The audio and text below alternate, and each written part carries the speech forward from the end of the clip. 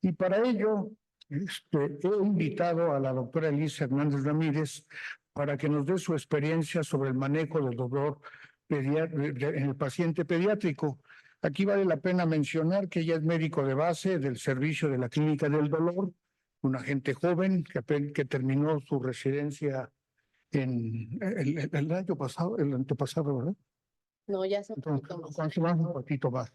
Pero la idea es incluir a gente joven que nos aporte su experiencia dentro de la sociedad médica. Doctora, por favor. Gracias. Bueno, creo que somos poquitos, pero vamos a dar inicio a la sesión. Agradezco la invitación de la Sociedad Médica, para hablar un poco sobre el manejo de dolor en pediatría. En general vamos a hablar sobre el panorama actual de lo que se está haciendo. No voy a entrar en algo en específico. Quise como hablar sobre el panorama en general en el manejo de dolor. Y pues bueno, vamos a dar paso a la plática. Como bien les decía el doctor Amancio, soy parte del equipo de manejo de dolor de la Clínica de Dolor del Hospital General de México. En específico me encuentro en el área de pediatría. Soy anestesióloga de formación, algóloga pediatra, algóloga en adultos y vamos a dar paso.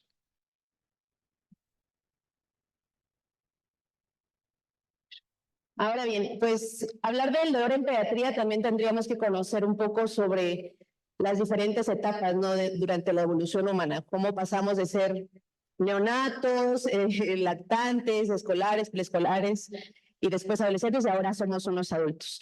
Y quería mencionar esto porque antiguamente, o hace no mucho tiempo, pero sí ya es un concepto pasado, se creía que el paciente pediátrico, en específico los recién nacidos, eran incapaces de percibir dolor y es por eso que no se les da el manejo adecuado.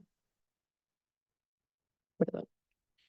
Y creían esto, ¿no? Los bebés no recuerdan el dolor y entonces hacían diversos procedimientos en la sala de UCIN, en algunos procedimientos en el área de urgencias de pediatría, incluso sin analgesia. Eso ya está cambiando ahorita. Actualmente sabemos que los neonatos son capaces de percibir dolor y no solamente eso, sino algunos datos también arrojan y nos describen que incluso pueden tener una sensibilización mayor que el resto de la población. Y hablando en específico de dolor en las unidades de cuidados intensivos pediátricos, pues hay diversos números, ¿no? Pero aproximadamente más del 70% de los procedimientos dolorosos se experimentan en la unidad de cuidados intensivos neonatales y no se les da analgesia. Y alrededor de 10 procedimientos diarios tan solo en una hospitalización. Y estamos hablando de neonatos que seguramente pasan más de 1 o 2 semanas hospitalizados en un área de cuidados intensivos, que están sometidos de manera frecuente, día con día, a estímulos dolorosos y repetidos. Tan solo la toma de la glucosa, el tamiz, las pruebas de laboratorio, etcétera, todos esos son estímulos dolorosos que deben de ser considerados dentro del manejo para un paciente que se encuentra hospitalizado en un área de UCIN. Actualmente, ya sabemos, desde hace un ratito, que desde las 7.5 semanas de gestación ya se empezaron a desarrollar las vías nociceptivas. Ya hay sensación en receptores periorales y a partir de ese momento ya se están desarrollando esas vías. Entonces, ese concepto mal arraigado que tenemos desde de que los niños no percibían el dolor, pues ya en este momento podemos afirmar que ellos son capaces de percibir e integrarlo. Incluso las vías nociceptivas inhibitorias que se encuentran inmaduras en el momento del nacimiento, pues también nos hace dar realce y crear conciencia en cuanto a la importancia del manejo que deben de recibir, porque es importante saber que el estar con un dolor persistente por procedimientos, etcétera, puede tener efectos a largo plazo. Se ha observado que existen niveles aumentados de cortisol y de reactividad al mismo, menor grosor cortical, el cerebelo se encuentra más pequeño, puede existir retraso psicomotor. Estos recién nacidos o estos pacientes que fueron sometidos a procedimientos dolorosos durante su estancia en la unidad de cuidados intensivos, cuando son adultos pueden llegar a presentar dolor crónico, ansiedad, trastornos depresivos por los estímulos repetidos que sufrieron en el periodo neonatal. Hablando un poquito de la definición, bueno, la IAS, que es la Asociación Internacional para el Estudio del Dolor, que es a la cual nos regimos básicamente, describe y su definición tal cual es: el dolor es una experiencia sensorial y emocional desagradable asociada o similar a una lesión tisular real o potencial.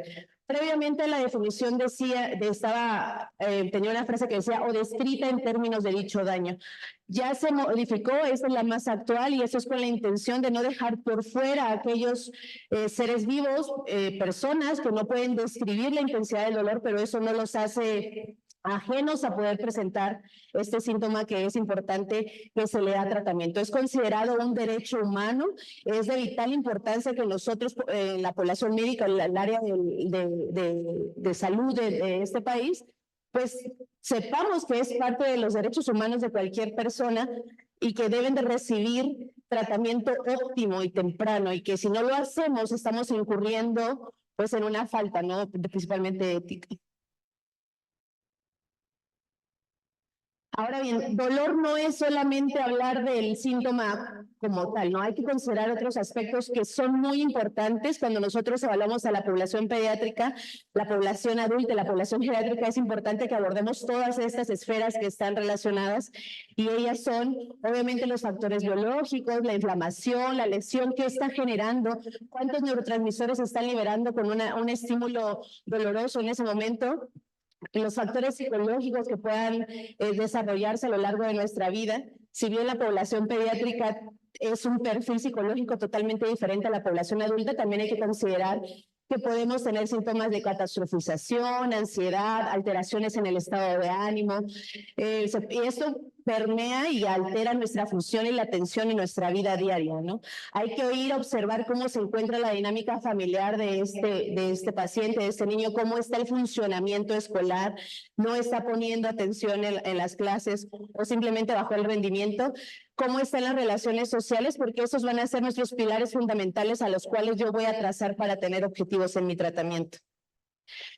La evaluación de dolor en la población pediátrica pues también es algo, pues digámoslo, compleja, es diferente a la población adulta. Estamos hablando de personas que quizás en algún momento se encuentran en la etapa preverbal y no va a ser tan fácil que nos expresen qué tipo de dolor tienen, las características. ¿Cómo evalúo yo a un niño que no se comunica de manera adecuada o que tiene una alteración neurológica, si lo que estoy buscando es saber si tiene dolor? Entonces, obviamente se basa en clínica, es lo principal, pero también nos podemos apoyar en otros recursos.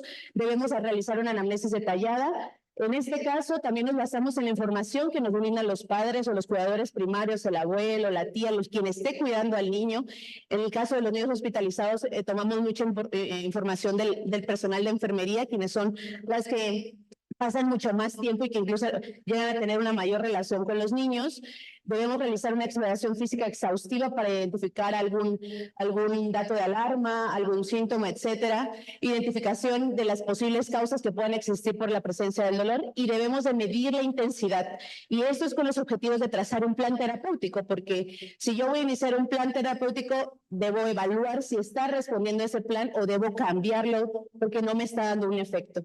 A esta medición, pues es a la que debemos hacer énfasis también, como para conocer cuál es mi objetivo o mi meta en cuanto a mi tratamiento. La IAS hace recomendaciones en cómo debemos de evaluar a estos pacientes. Yo sé que muchos de ustedes conocerán muchísimas escalas, hay diversidad de escalas en la población pediátrica. En este artículo ellos nos dieron como el listado de las que son validadas o que tenían una fuerte recomendación, y si ustedes observan, pues realmente ninguna tiene una fuerte recomendación, ¿no? Pero hay sugeridas o que tiene mayor validez según la población en la que estemos hablando, el grupo etario. Seguramente ustedes han visto la escala de Wong Baker, que es un círculo con gestos como de caricaturas. Es importante que sepamos que esta escala no se debe utilizar en la población pediátrica. La sugerida por la IAS es esto, se sugiere a partir de los 4 años. Si yo tengo un niño por arriba de los 4 años, la sugerencia es utilizar esta escala, que ustedes la pueden descargar en la página de la IAS. Y según el síntoma que estemos buscando, si el niño está en etapa preverbal, pues podría hacer uso de otras escalas, ¿no? Que pues VAS, FPS, FLAC, etcétera. ese no es el objetivo de la plática, pero porque sí son muchas escalas, pero sí sepan que existen escalas validadas para su evaluación en específico.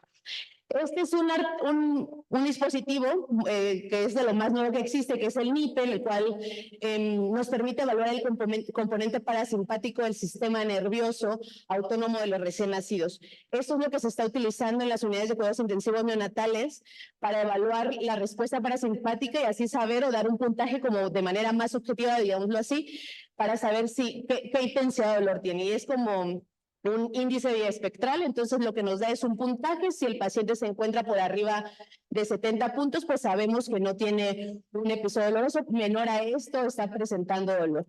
Lamentablemente son dispositivos que no tenemos acceso de manera continua, o sea, en nuestro hospital no lo tenemos, pero en algún hospital privado seguramente ustedes lo pueden solicitar si se enfrentan por ejemplo, a dolor neonatal, que a veces esto nos podría como facilitar un poco la evaluación.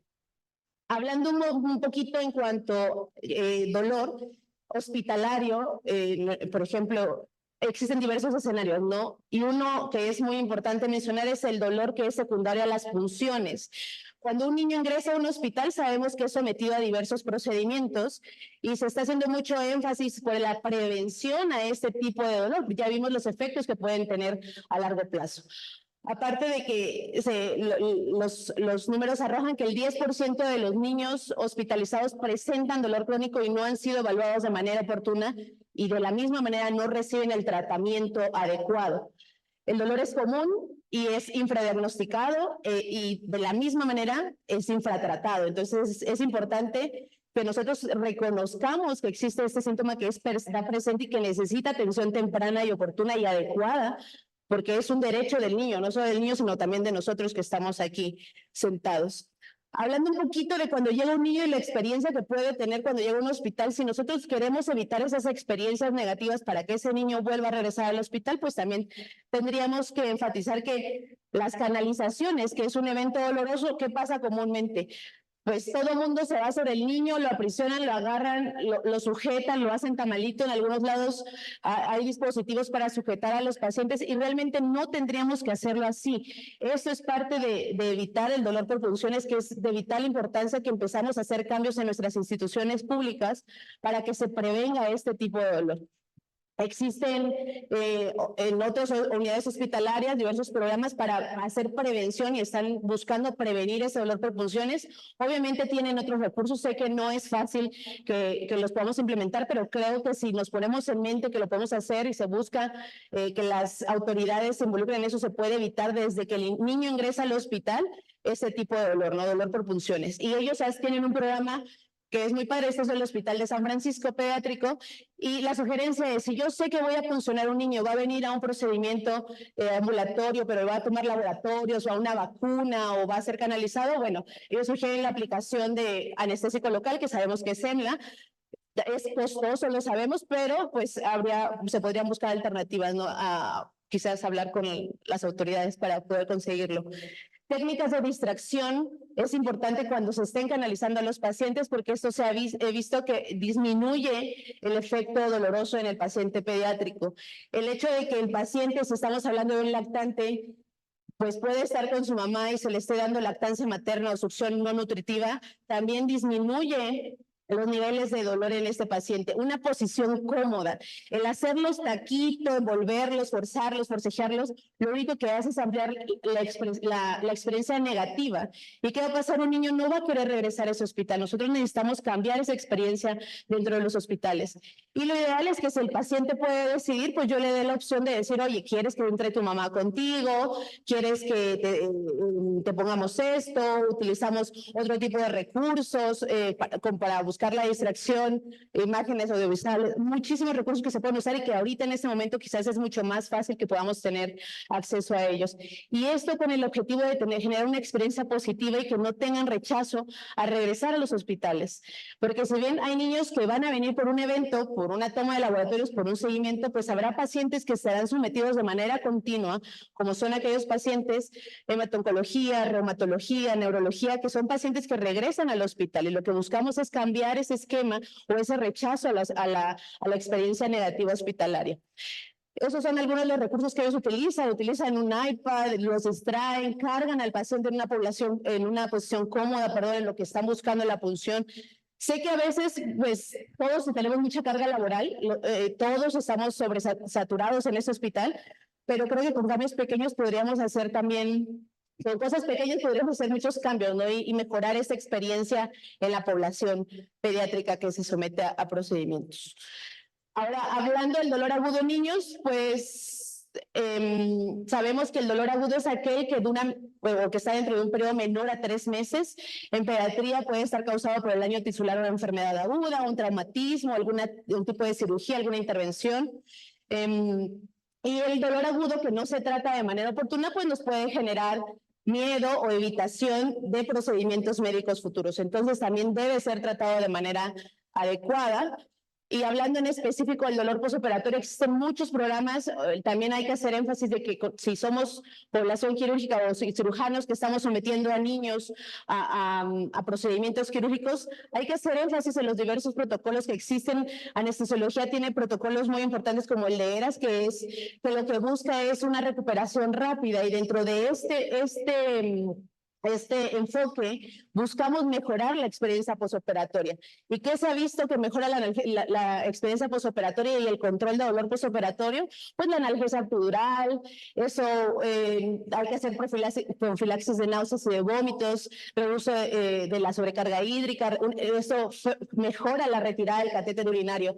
Ese tipo de programas son los que debemos implementar para mejorar la experiencia postoperatoria y, claro, evitar el dolor postoperatorio. Si ustedes someten a niños o son pacientes que son médicos, perdón, que estén relacionados con el área quirúrgica pediátrica, es importante hacer énfasis que sea una planeación para el control de dolor postoperatorio.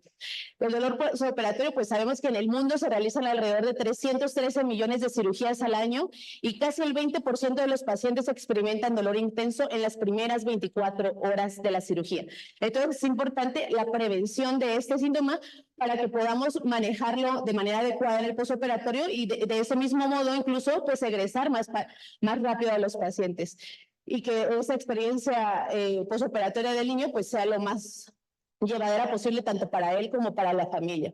Existen diversos indicadores como para saber cuándo discriminar entre un dolor agudo y postoperatorio. Ya sabe, un dolor agudo y un dolor crónico, perdón. Sabemos que en el dolor agudo pues habrá cambios en ese momento activo, la expresión facial, los signos vitales, pero ¿qué pasa con aquellos niños que son sometidos a procedimientos o que tienen un estímulo repetido, constante, de una intensidad moderada e intensa? Pues empiezan a adoptar posturas anormales, tienen miedo a moverse, empiezan a tener ausencia de la expresión facial, falta de interés por el entorno, una quietud excesiva, aumento de la irritabilidad, el bajo estado de ánimo, bajo rendimiento escolar. ¿Qué pacientes pueden llegar a presentar dolor crónico? Pacientes de neurología, pacientes de reumatología pediátrica, pacientes de oncología. Entonces es importante que nosotros reconozcamos la presencia del dolor para que reciban tratamiento adecuado y no lleguen a esto, porque muchas veces los niños, si no les dan tratamiento y si no los pelan cuando les dicen que tiene dolor, pues lo más fácil es mejor aislarse, ¿no? Y eso es lo que queremos evitar. Hablando de dolor crónico de origen no oncológico en la población pediátrica, alrededor del 11 al 38% va a presentar cefalea, dolor abdominal, dolor musculoesquelético, dolor generalizado. Se ha visto que tiene es más común en mujeres, en adolescentes y en aquellos pacientes que la familia tiene ingresos económicos bajos. Pero si hablamos en general del dolor crónico, la OMS hace referencia en específico a 3 áreas importantes que deben de recibir atención. VIH, que nos puede causar cefalea, dolor en cavidad bucal, dolor abdominal, dolor neuropático, cáncer, que ya sabemos que el cáncer puede generar dolor derivado del tratamiento, de los procedimientos terapéuticos y de la misma tumoración, si estamos hablando de un tumor. Y drepanocitosis. Ellos hacen énfasis desde el 2012 dentro de estas directrices sobre el tratamiento farmacológico del dolor persistente en niños, en que debemos priorizar la atención algológica en estos pacientes. ¿Cuál es la causa principal de dolor en los pacientes oncológicos? La principal es el tumor. El tumor puede generarnos dolor por invasión tumoral, por lo que está por continuidad de otras estructuras. Los procesos diagnósticos y terapéuticos van de un 17 a un 37% nos van a causar dolor. Y es por eso también lo que mencionábamos de la experiencia negativa que tenemos que evitar en la población pediátrica, para que esos niños van a estar regresando al hospital.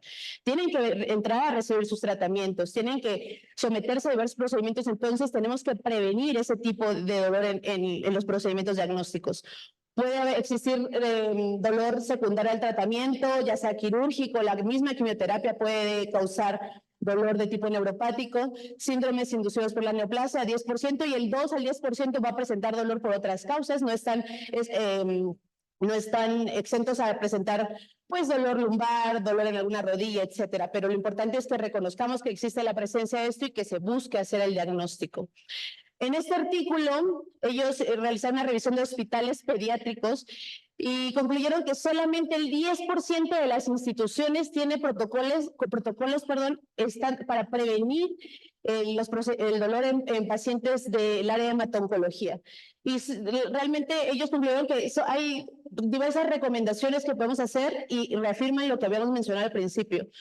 Simplemente, por ejemplo, en procedimientos menores, como cuáles, la toma de sangre, un acceso intravenoso, pues se podría utilizar una hora previa algún analgésico vía oral, si es posible, un tópico anestésico, realizar hipnosis, distracción activa.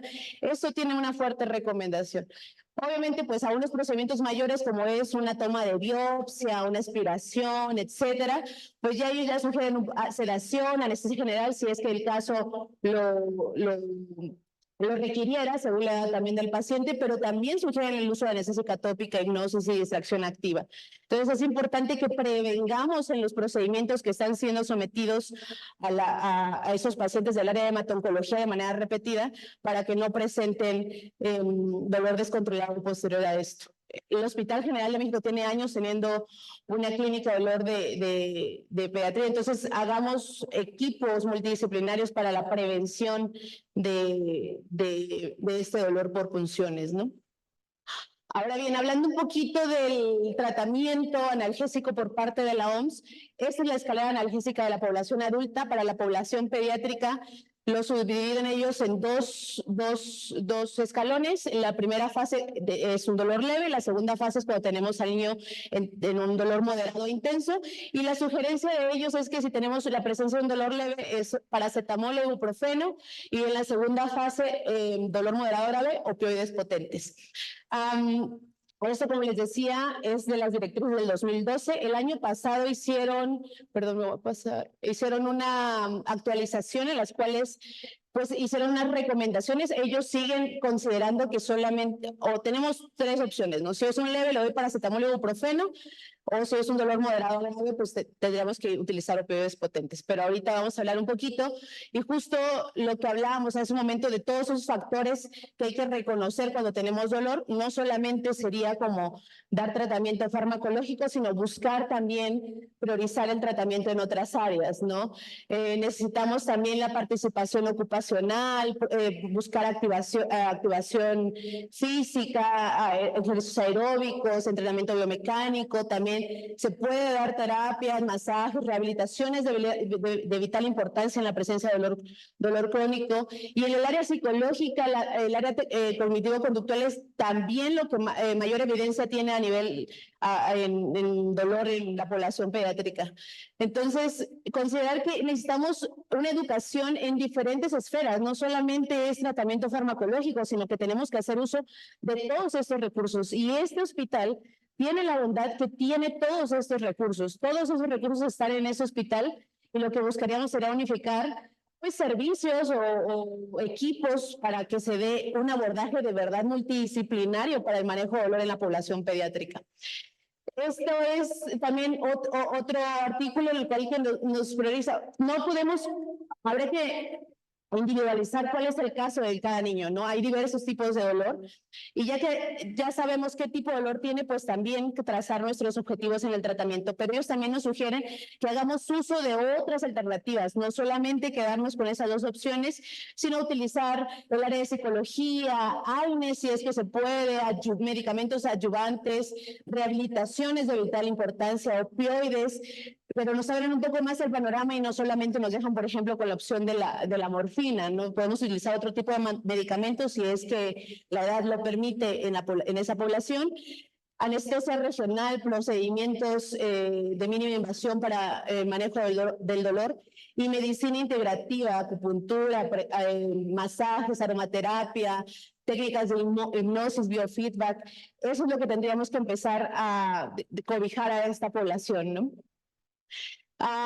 En estas directrices que ellos mencionan, ellos nos dicen, se recomienda la morfina de primera elección para dolor persistente, moderado a intenso. Y no existen datos suficientes para recomendar ningún otro opioide alternativo a la morfina como opioide de primera elección. Ante el escenario actual, que yo creo que ustedes saben, o sea, en México y algunos otros países, hay un desabaste de opioides, y entonces no tenemos morfina de manera continua, fluctúa el abasto, etcétera. Entonces, por eso también se ha buscado utilizar otro tipo de medicamentos para el manejo del dolor. Si bien la morfina, obviamente, no es nuestro opioide modelo, digámoslo así, tendrá tiene su uso bien indicado, por ejemplo, en dolor de origen oncológico, obviamente en traumatismo, en quemaduras, etcétera. También existen otro tipo de opioides para el manejo de dolor en población pediátrica.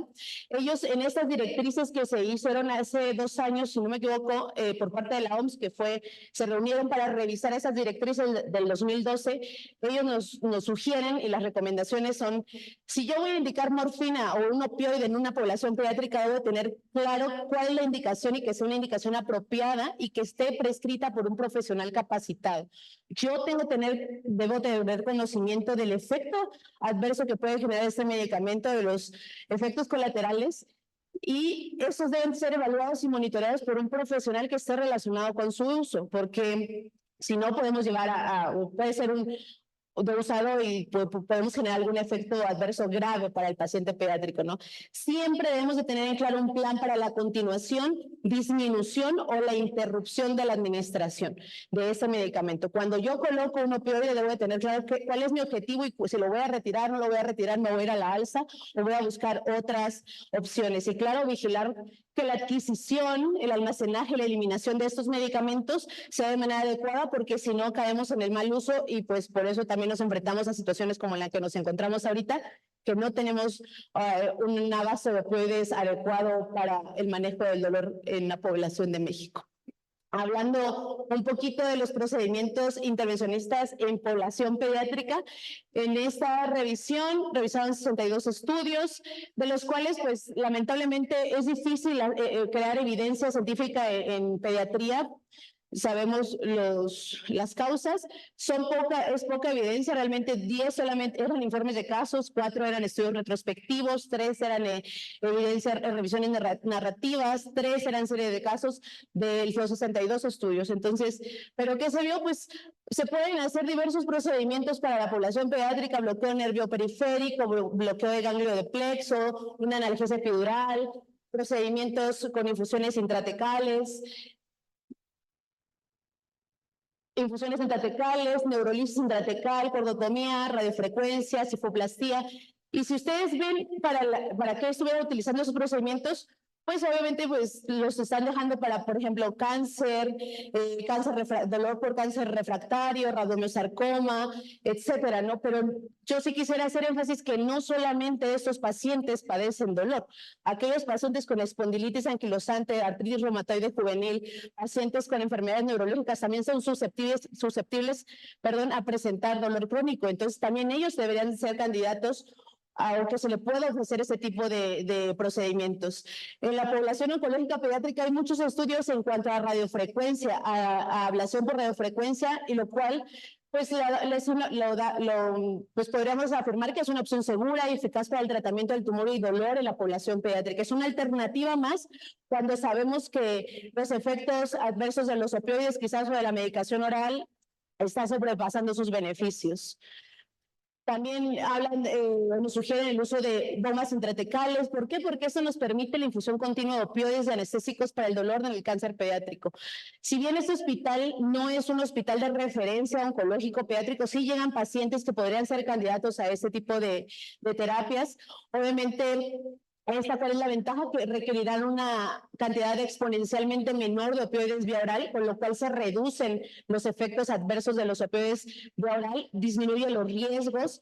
Es una opción, es una alternativa que se debería utilizar. Se utilizó, por ejemplo, en 2019 en sarcoma pélvico, que es donde más se está utilizando para dolor de origen oncológico. Creo que es donde más evidencia se encuentra en pediatría.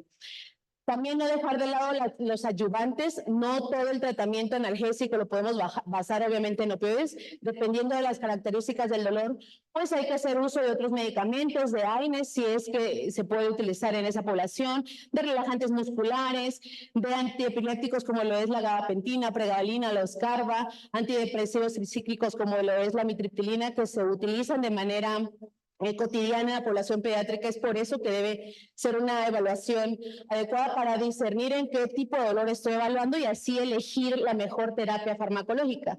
Cuando ustedes llamen a una clínica de dolor, no solamente van a ir a poner morfina, que es lo que muchas veces piensan, y entonces tenemos este pensamiento erróneo de que, bueno, no, pues no le llamen porque lo que van a venir es a ponerle morfina. No, o sea, nuestras terapias se basan en más que eso, no solamente es opioides, sino buscamos realizar una analgesia multimodal, darle tratamiento desde diferentes ángulos a ese síntoma.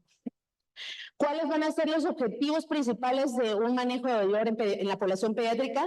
El primero es que ese niño, si es posible, se reincorpore a sus actividades escolares. Eso debe ser uno de los principales objetivos, que tenga una adecuada calidad de sueño, que pueda tener una buena actividad social con su familia, con sus compañeros en la escuela, que no se aísle, que no cree este tipo de personalidad introspectiva o catastrófica, ansiosa, y que pueda tener una actividad física. En base a eso nosotros evaluamos si está respondiendo o no al tratamiento y así nos está funcionando, no está funcionando, buscamos otras opciones, etcétera.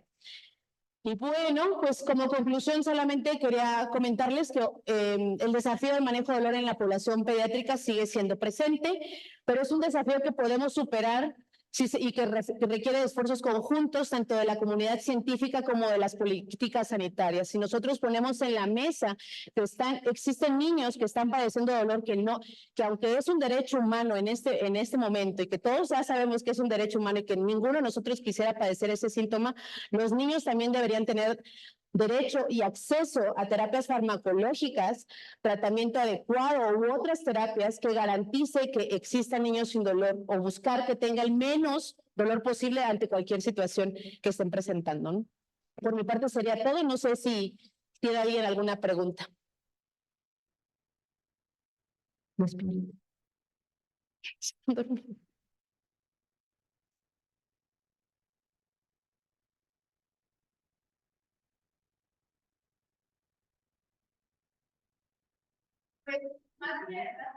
nos hablan de que está indicada por arriba de 25 kilogramos. Entonces, el paciente debe de pesar por arriba de 25 kilos para que sea candidato. Por ahí hay unos reportes de, por ejemplo, eso es en cuanto a bombas intratecales. También sabemos que existe neuroestimulación. Eso no está recomendado en la población pediátrica. Las bombas sí, pero cuando pesen por arriba de 25 kilogramos. ¿Alguien más tiene alguna pregunta o comentario?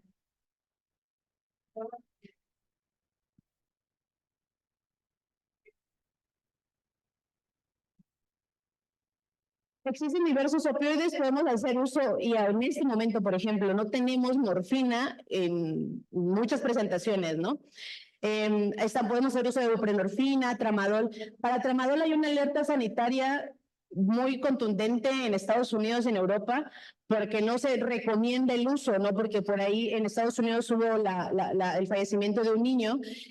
Sin embargo, nosotros lo hemos utilizado aquí desde que yo me adiestré con mi maestra, la doctora Tony Flores, a partir de los 2 años, y si no ha presentado ningún efecto adverso. Obviamente se debe de titular de manera adecuada, vigilar los efectos adversos, pero el tramadol sí se puede utilizar en población pediátrica a partir de los 2 años. Buprenorfina, oxicodona, prácticamente todos, a excepción de la codeína. La codeína no se debe utilizar en población pediátrica.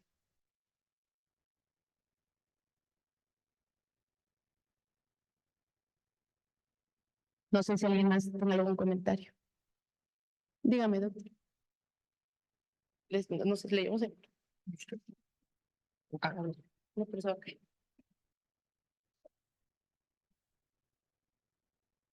Gracias. Buenas tardes. El síndrome de Munchausen por dominio, donde los niños son provocantes dolor importante y que en algunas veces no se detecta cuál es la causa primordial. Sé que para detectar que un niño tenga dolor es muy difícil y además nos debe llamar la atención de que acuden constantemente, pero no se les detecta algo que supongamos nosotros como médicos que debe de tener dolor. Dentro de la evaluación del dolor, cuando nosotros la realizamos, debemos de considerar. Sí nos apoyamos en las escalas, como le decía, pero también nos basamos en los parámetros fisiológicos que pueden hacerse cuando tenemos una presencia de dolor. Si bien estos parámetros fisiológicos se pueden presentar en el momento agudo, cuando es un dolor de tipo crónico, pues se modifican, pero la evaluación será dirigida a aplicar un tipo de escala, tratar de buscar si existen parámetros fisiológicos que realmente me esté indicando que existe presencia de dolor. Frecuencia cardíaca, disminución de la saturación de oxígeno, aumento de la presión arterial media, cómo está el comportamiento, realmente está evitando algún tipo de movimiento, revisar la exploración es vital también, ¿no? Para discernir entre si existe la causa que el paciente está refiriendo de tipo de dolor como para complementar. Habría que hacer realmente un abordaje como muy específico como para descartar que sí tenga dolor o afirmar lo que lo tenga, ¿no? No sé si la doctora Tony quisiera comentar algo al respecto de eso.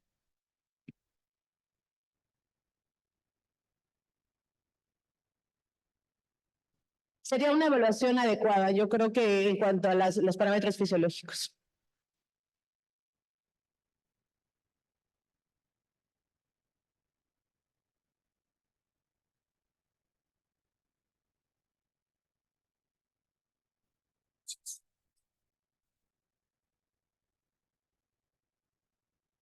¿Alguna otra pregunta, comentario, algo que no se haya entendido, pueblo mío?